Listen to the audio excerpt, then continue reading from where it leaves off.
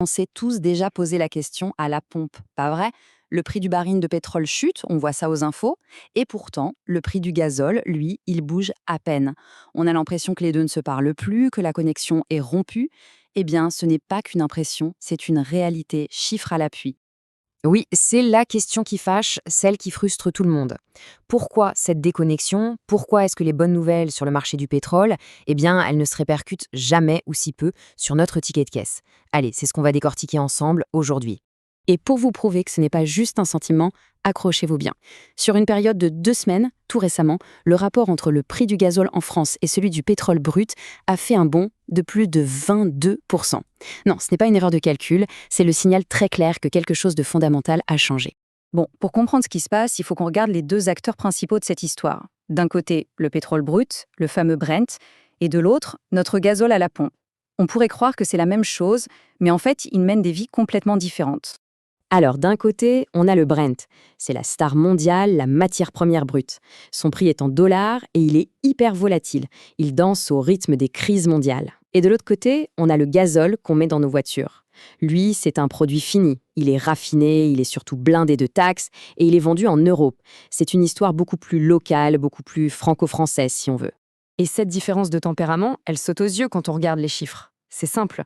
Sur les 34 dernières années, les prix du Brent ont fait des montagnes russes 4 fois plus folles que celles du gazole. Mais pourquoi un tel écart? Eh bien, imaginez que le prix du gazole est protégé par un énorme matelas de taxes et de coûts fixes. Que le baril monte ou descende, ce matelas, lui, il ne bouge quasiment pas. Ça amortit complètement le choc. Pourtant, pendant des dizaines d'années, même s'ils étaient différents, ces deux-là dansaient à peu près sur le même rythme. Et puis, tout a changé. Il y a eu un moment de bascule, un point de rupture. Et ce moment, c'est le grand découplage de 2012. Imaginez, pendant 20 ans, entre 1992 et 2012, la règle du jeu était assez simple. Le prix du baril grimpait plus vite que celui du gasoil à la pompe. D'une certaine manière, on était un peu protégé. Il y a bien eu quelques secousses, comme la crise de 2008, mais la tendance de fond était là. Et puis arrive 2012, et là c'est la cassure, nette, et pour de bon. Et ce qui est vraiment fascinant, c'est que quand on met ça sur un graphique, les données dessinent une courbe en U parfaite. C'est la preuve par l'image, la signature, si vous voulez, que le système a complètement changé. Avant 2012, le ratio entre les deux prix ne faisait que baisser. Et à partir de 2012, hop, la tendance s'inverse brutalement et ça n'arrête plus de monter. C'est littéralement le début d'un nouveau monde pour les prix du carburant. La question, c'est, mais qu'est-ce qui a bien pu se passer autour de 2012 pour tout changer à ce point? En fait, ce n'est pas une seule chose, c'est ce qu'on appelle une tempête parfaite. Plusieurs phénomènes très puissants qui se sont combinés au même moment pour redéfinir complètement les règles. En gros, il y a eu 4 vagues simultanées. Premièrement, le boom du gaz de schiste aux États-Unis, qui a littéralement inondé le marché et fait s'effondrer les prix du pétrole brut.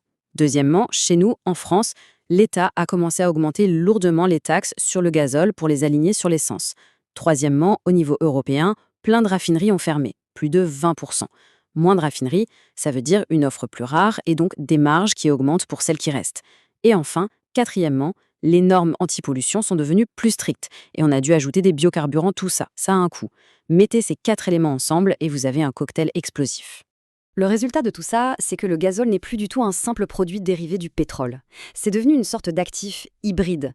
Son prix, c'est un mélange, un cocktail avec un peu de matière première, certes, mais aussi une énorme part de taxes et une bonne dose de décisions politiques, qu'elles soient industrielles ou écologiques. Et cette transformation, elle a créé une nouvelle logique à la pompe. Une logique qui est gouvernée par un principe qu'on connaît tous par cœur, même si on ne met pas de nom dessus. Ce principe, c'est le fameux effet fusée-parachute. Vous savez, quand le prix du pétrole monte, le prix à la pompe décolle comme une fusée. Mais quand le pétrole baisse, alors là, le prix à la pompe descend tout doucement, comme avec un parachute. C'est exactement ça le schéma asymétrique. Et c'est la conséquence directe de cette nouvelle nature hybride du gazole.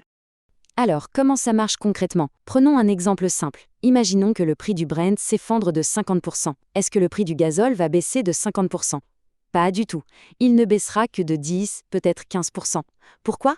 À cause de ce fameux matelas de taxes, la TICPE notamment. Ces taxes, elles sont fixes, elles ne dépendent pas du prix du baril. Elles agissent comme un plancher en béton sous le prix à la pompe. Le prix ne peut pas descendre en dessous. Du coup, quand le pétrole chute, le prix à la pompe, lui, reste bloqué en haut. Et le fossé entre les deux devient gigantesque. Bon, d'accord, mais concrètement, Qu'est-ce que ça veut dire pour notre portefeuille au quotidien? Allez, on se projette un peu et on regarde ce qui nous attend. Alors voilà 3 scénarios possibles pour les temps à venir.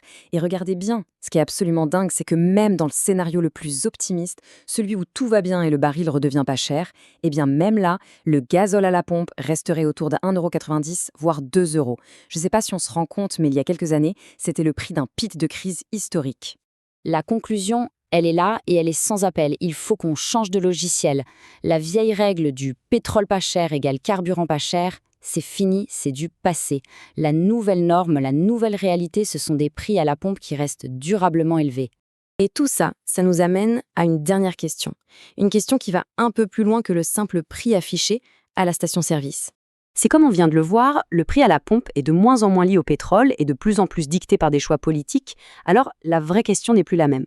Quand on fait le plein aujourd'hui, qu'est-ce qu'on paye au fond? Le prix de notre mobilité?